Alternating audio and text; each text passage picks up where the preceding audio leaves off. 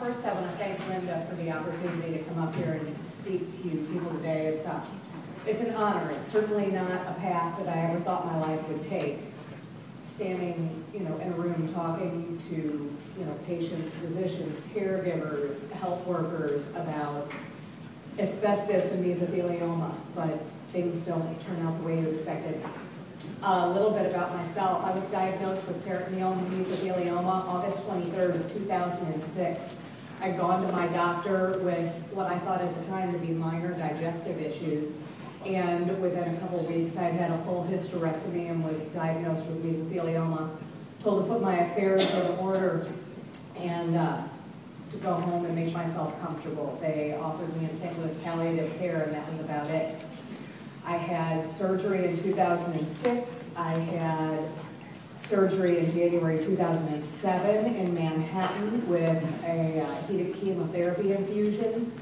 I had 12 chemotherapies after that, 4 interferon treatments, another surgery with heated chemotherapy infusion, and then another surgery in November 2008 with heated chemotherapy, and I've been treated with doxorubicin, adriamycin, cisplatin, gemcitabine, Alinta, oxaliplatin, and interferon. So I've been through just a little bit in the past almost 5 years. But when I was told I had about 6 months, I'll take 5 years. It looks pretty good. Here are some pictures of me a few years back with my dad. In the older picture that was taken probably around 1973 or 74, I'm sitting on my dad's lap there. And then there's me at my wedding in 2002 with my father, and probably a couple years, I think that's right around my 30th birthday there, and that would have been him turning 60 the same week. So that was about 10 years ago. My dad was a commercial union electrician with IBEW Local 1. He worked for Local 1 for almost 40 years. Before that, he was an auto mechanic, and he was probably my source of exposure. I was a child in the 70s. She was talking about when OSHA was created in 1970. I was not yet born, but apparently things didn't kick in fast enough because he probably brought home fibers on his clothes. My parents had built the house I grew up in the late 60s, so it was everywhere. It was in our garage, it was in our drywall, it was in the flooring, it was in the insulation. It was just everywhere. So we can't really pinpoint my exposure. It just was multiple. So these are the things I have learned in the past few years dealing with meso and asbestos is you need to get the best health care you possibly can. You need to be your own advocate. You need to educate yourself. It takes many drops to fill a bucket. Your most powerful tool is your story, and that you're more powerful than you know. First of all, get the best health care you can. My story is in St. Louis, I was given no hope. And through the Mesothelioma Foundation Symposium in 2006, I found my physicians. I work with a team at New York Presbyterian in New York. If you've been diagnosed, if you know someone who's diagnosed, please just emphasize to them that you need to see a specialist in mesothelioma. You can see the best oncologist in your area, and they may have next to no experience with mesothelioma. And if you have pleural mesothelioma, don't see a peritoneal specialist. If you have peritoneal mesothelioma, don't see a pleural specialist. This is your life. This is your only chance at your life, and you need to fight as much as you can. Go to any length. Again, like I said, this is your life. My first thought, I live in St. Louis. How can I travel to Manhattan 20 times for treatment? I could lose my home. I could bankrupt my family, and none of that matters if you're dead. None of that matters. So you need to go to any length and rely on others. When you're sick, there are people around you who care about you, and our instinct is to tell people, no, we don't need help, no, we're fine. And the truth is, the people who offer to help are offering because they feel helpless and they don't know what to do. When people offer to help you, you must accept it. You must accept it. And I've been so blessed in this arena with my life. I have an amazing support system. And I would come home, and there would be groceries on my porch. I had people come and clean my house for me and just sit with me. You need to allow the people in your life to help you. They want to.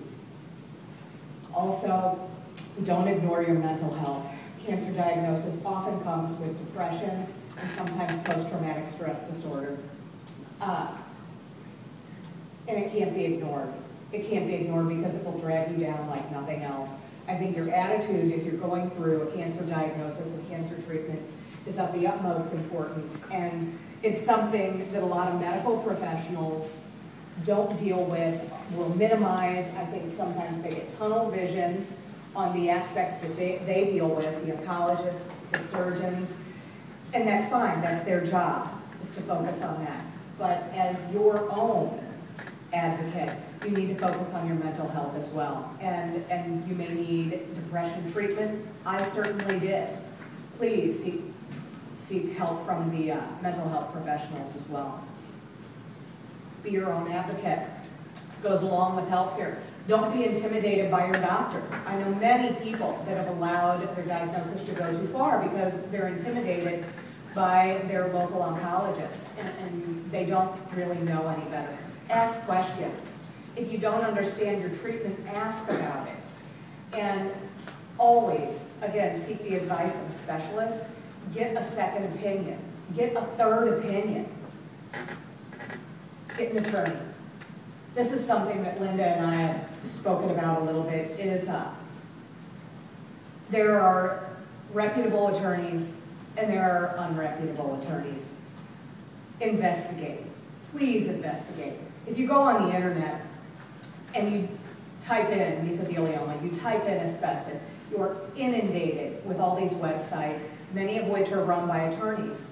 And not even all those attorneys deal in asbestos.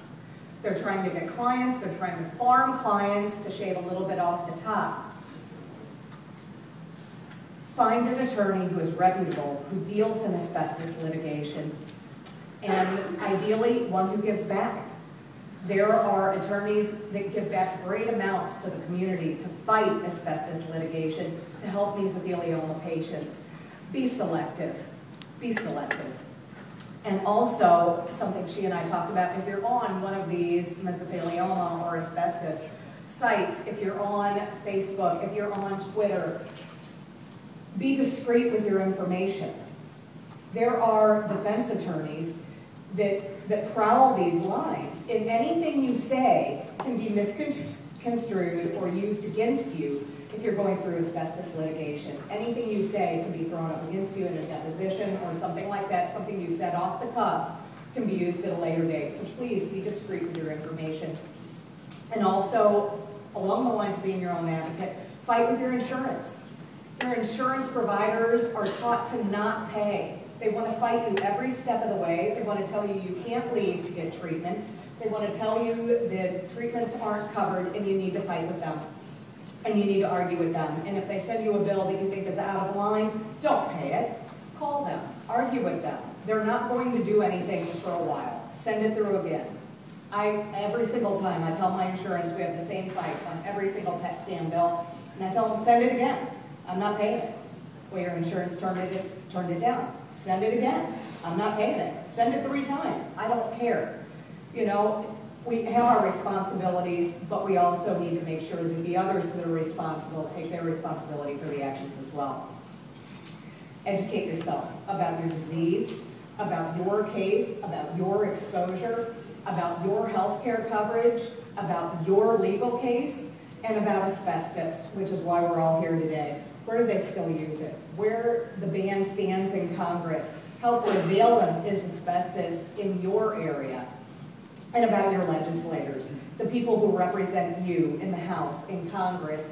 What have they done to help us today? Do they support a ban for asbestos? And it takes many drops. At first I look around and I think everyone in here is a drop, but that's not the truth. We all can do many, many things, and we all need to work together. Recruit your friends. Again, they want to help. And you know, if you've lost somebody to asbestos, You may think the time to help is over, but it's just begun. We need to continue to fight and be persistent. And your voice is louder than you think, and use it in any way you can. Call or write or email all sorts of press. Your local newspaper, your local news, your local magazines, CNN, NBC. Every media outlet has email addresses around where you can just inundate them. Healthcare, environment, public interest, local, and tell everyone in your life to do the same. Write a letter. Think outside the box and use social media. Linda and the ADAO is so good using the social media. Here is kind of what I have taken on as my thing. In St. Louis, we have one of the largest Earth Day celebrations in the country. And so one of my friends, the first year I was diagnosed, decided that we're going to have a booth for Earth Day, and we're going to tell everybody. And this will be our 5th year. Our Earth Day celebration this year is April 17th. One year I collected over 1,000 signatures in one day to take to the Hill with me.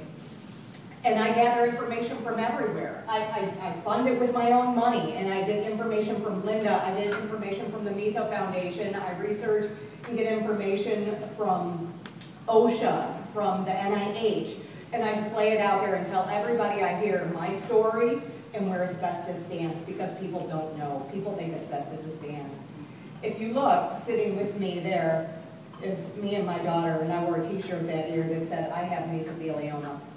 And I remember somebody came up to me and told me it was a cheap trick because they didn't believe I was sick.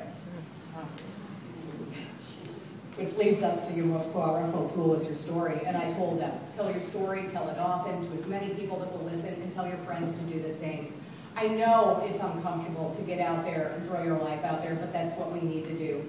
And if people don't know, they won't care. You're more powerful than you know. Together we can be heard. Together we can make a difference. And together we will accomplish a global ban on asbestos. And the most powerful tool I have now is live your life. You know? This is my family and I in Hawaii not so long ago. And don't let it beat you. Don't let asbestos beat you. Don't let cancer beat you. Because we will accomplish this if we all work together. Thank you.